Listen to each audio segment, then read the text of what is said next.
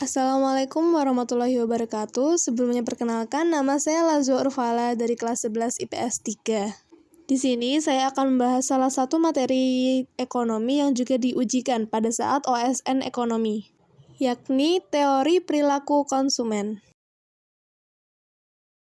Pertama-tama kita akan membahas dulu mengenai pengertian konsumen dan juga perilaku konsumen.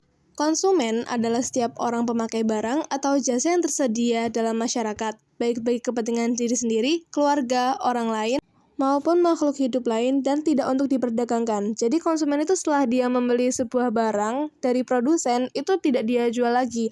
Jika dia menjual barang itu kembali, berarti dia itu distributor, bukan konsumen. Selanjutnya yaitu perilaku konsumen. Perilaku konsumen adalah proses dan aktivitas ketika seseorang berhubungan dengan pencarian, pemilihan, pembelian, penggunaan, serta pengevaluasian produk dan jasa demi memenuhi kebutuhan dan keinginan. Perilaku konsumen merupakan hal-hal yang mendasari konsumen untuk membuat keputusan pembelian.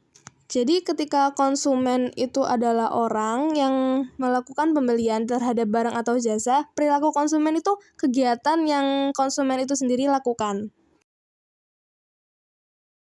Selanjutnya ada pelaku ekonomi untuk menjalankan kegiatan ekonomi. Untuk pelaku ekonomi itu sendiri ada 5. Yang pertama itu rumah tangga atau rumah tangga konsumsi, yakni seseorang yang melakukan pembelian barang atau jasa dari produsen dan itu digunakan untuk kepentingan pribadi dan tidak untuk diperjualkan kembali. Yang kedua ada perusahaan atau produsen atau rumah tangga produksi. Jadi produsen atau rumah tangga produksi itu adalah pihak yang bertugas menghasilkan suatu barang atau jasa yang itu nantinya akan diperjualkan kepada rumah tangga konsumsi tadi. Selanjutnya ialah pemerintah atau negara. Di sini pihak pemerintah atau negara bertugas untuk memberikan subsidi kepada produsen untuk memproduksi suatu barang, atau juga bisa menerima hasil pajak dari sebuah barang yang dihasilkan. Nomor 4, yakni lembaga-lembaga keuangan berupa bank atau bukan bank. Untuk contoh yang bukan bank itu ada banyak sekali seperti koperasi dan sejenisnya. Dan yang terakhir yakni masyarakat luar negeri. Di sini masyarakat luar negeri berperan penting dalam kegiatan impor atau ekspor yang dilakukan negara kita. Untuk selanjutnya yakni nilai suatu barang. Nilai suatu barang itu terbagi menjadi 2, yakni nilai pakai atau value in use dan nilai tukar atau value in exchange. Dan keduanya itu sama-sama terdiri dari 2 hal, yakni nilai pakai subjektif dan juga objektif. Pertama, kita bahas dulu ya mengenai teori nilai objektif. Jadi di sini ada beberapa teori tokoh yang berbeda. Untuk yang pertama, yakni teori nilai pasar oleh Hume dan Locke. Nilai suatu barang sangat tergantung pada permintaan dan penawaran barang di pasar. Jadi sesuatu yang mempengaruhi nilai suatu barang atau harga sebuah barang itu tergantung pada permintaan dan penawaran barang di pasar. Jadi ketika permintaan naik, itu harga turun. Ketika permintaan turun, harga itu naik, berbanding balik. Berbeda dengan penawaran. Jika penawaran naik, itu harga juga naik, sama saja. Yang kedua, ada teori nilai biaya produksi oleh Adam Smith. Nilai suatu barang ditentukan oleh jumlah biaya produksi yang dikeluarkan oleh produsen untuk membuat barang tersebut. Jadi nilai suatu barang atau harga sebuah barang itu tergantung oleh jumlah biaya produksi yang dikeluarkan oleh produsen tersebut. Yang ketiga, ada teori nilai tenaga kerja oleh David Ricardo. Nilai suatu barang ditentukan oleh jumlah biaya tenaga kerja yang diperlukan untuk menghasilkan barang tersebut. Jadi nilai atau harga sebuah barang itu ditentukan oleh jumlah biaya tenaga kerja tersebut.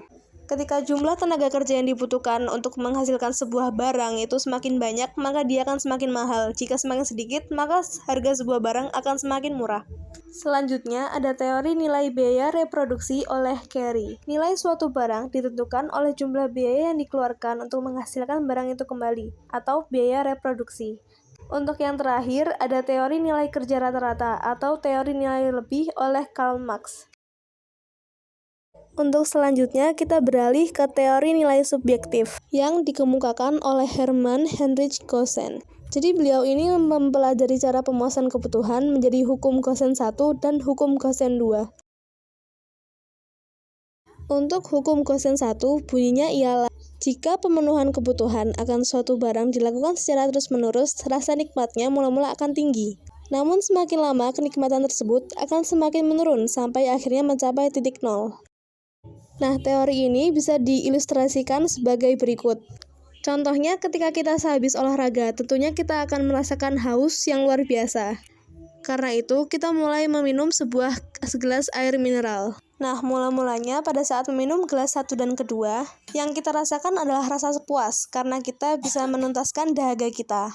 Berikutnya, ketika kita minum lagi pada gelas 3 dan 4, tingkat kepuasan kita itu bukannya bertambah, dia malah jadi berkurang. Begitu pula dengan gelas kelima dan seterusnya. Tingkat kepuasan kita akan semakin menurun dan terus menurun hingga jadi 0. Nah, dari ilustrasi tadi, hasilnya juga bisa kita lihat dari tabel berikut. Jadi ketika minum gelas 1 sampai ke gelas 4 itu nilai kepuasan kita tuh terus bertambah. Sementara ketika gelas 4 ke atas, itu kepuasan kita itu sudah berkurang. Itu untuk nilai guna total. Sementara untuk nilai guna marginal, itu didapatkan dari selisih awal dari gelas 1 ke gelas 2. Begitupun seterusnya. Selanjutnya yakni hukum Gosen 2, yang bunyinya konsumen akan melakukan konsumsi sedemikian rupa sehingga nilai guna marginal setiap barang dan jasa akan sama. Ini bisa kita lihat dari ilustrasi sebagai berikut. Jadi contohnya ketika kita mempunyai uang 20.000, itu kita punya pilihan. Apakah membelanjakan uang berikut untuk makan atau untuk hal lain? Di sini contohnya ada notebook sama alat tulis ya. Jadi di situ kita akan berpikir, kita mending beli yang mana sih? Untuk merujuk pada hukum Gosen 2 ini, tentunya kita akan memilih opsi yang 2, yakni membeli notebook dan alat tulis. Setelah membahas teori konsumsi tadi, kita di sini akan membahas teori produksi. Untuk poin A, itu ada tahapan produksi. Pertama, sektor produksi primer meliputi bidang ekstraktif dan bidang agraris. Bidang ekstraktif sendiri itu artinya adalah usaha untuk mengambil hasil alam secara langsung. Jadi itu tanpa diolah terlebih dahulu, contohnya seperti pertambangan, berburu, ataupun menebang hutan. Untuk yang bidang agraris, itu konsepnya sama-sama mengambil dari hasil alam. Tetapi untuk bidang agraris itu, dia itu diolah terlebih dahulu. Contohnya seperti pertanian, perkebunan, perikanan. Untuk yang poin 2, yaitu sektor produksi sekunder, meliputi bidang industri dan bidang perdagangan. Contoh dari bidang industri itu contohnya seperti pabrik, dan bidang perdagangan itu seperti pasar. Dan poin 3, yakni sektor produksi tersier, meliputi bidang jasa atau pelayanan, yang artinya dia memberikan output berupa jasa atau pelayanan, bukan sebuah barang. Contohnya seperti usaha salon. Selanjutnya, poin B, ada faktor-faktor produksi. Faktor produksi itu adalah sebuah input yang digunakan untuk menghasilkan sebuah output. Ini terbagi menjadi 2 ya, yakni faktor produksi asli dan juga faktor produksi turunan. Untuk faktor produksi asli terdiri dari faktor produksi alam dan faktor produksi tenaga kerja.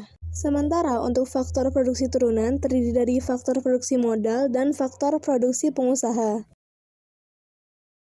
Selanjutnya yakni diagram arus kegiatan ekonomi. Seperti yang dijelaskan tadi, di sini terdapat consumers atau yang biasa disebut dengan RTK atau rumah tangga konsumen. Sementara untuk firms itu artinya sama dengan RTP atau rumah tangga produsen. Di sini yang bagian atas itu membahas mengenai faktor market atau pasar faktor produksi. Jadi untuk anak panah yang mengarah dari firm ke consumers, itu artinya dari RTP sendiri memberikan pendapatan untuk consumers. Karena bisa dilihat dari panah dari consumers ke arah firm, si consumers ini memberikan faktor produksi kepada mereka. Jadi hal itu dibalas berupa uang. Sementara yang bagian bawah itu ada product market atau bisa disebut dengan pasar output. Jadi di situ firms atau RTP memberikan sebuah barang atau output untuk consumer, sementara consumer membalasnya dengan uang. Selanjutnya ada manfaat interaksi pelaku ekonomi. Jadi ada beberapa manfaat yang kita dapat dari interaksi kegiatan ekonomi kita. Yang pertama yaitu dapat memecahkan permasalahan ekonomi modern, yakni what, how, dan for whom. Yang kedua, dapat meningkatkan kegiatan perekonomian suatu negara, baik arus uang maupun arus barang. Yang ketiga, tercukupinya kebutuhan produsen akan faktor produksi, dan kebutuhan konsumen akan barang atau jasa. 4. Dapat meningkatkan pendapatan suatu masyarakat atau negara. Dan yang terakhir, dapat meningkatkan tabungan dan investasi. Dan yang terakhir, yakni peran konsumen dan produsen. Di poin A, itu ada peran konsumen, yakni meliputi beberapa. Yang pertama, sebagai pemakai barang atau jasa yang dihasilkan oleh produsen. Yang kedua, sebagai penyedia faktor-faktor produksi, alam, tenaga kerja, modal, dan pengusaha. Dan yang ketiga, dapat mempengaruhi kebijakan pemerintah dalam rangka melindungi konsumen. Selanjutnya, yakni memperlancar peredaran atau perputaran barang dan jasa. Dan yang terakhir, yakni dapat menaikkan faktor-faktor produksi, artinya dapat menaikkan harga sewa, upah, bunga, dan laba. Untuk peranan produsen sendiri ada 7 poin. Yang pertama, yakni sebagai penghasil barang atau jasa kebutuhan konsumen yang ditujukan untuk memenuhi. Yang kedua, sebagai pemakai atau pengguna faktor-faktor produksi yang dimiliki oleh konsumen pemerintah Indonesia. Yang ketiga, dapat mempengaruhi kebijakan pemerintah dalam rangka meningkatkan produksinya. Yang keempat, dapat memperlancar penyediaan barang atau jasa yang dibutuhkan konsumen. Yang kelima, dapat meningkatkan produk domestik bruto atau PDB sehingga akan meningkatkan kemakmuran bangsa. Dan yang keenam, sebagai pihak yang dapat meningkatkan inovasi-inovasi di bidang produksi barang atau jasa. Dan yang terakhir adalah melakukan pembayaran faktor-faktor produksi sehingga dapat meningkatkan kesejahteraan masyarakat. Sekian dari saya, mohon maaf apabila ada salah kata. Wassalamualaikum warahmatullahi wabarakatuh.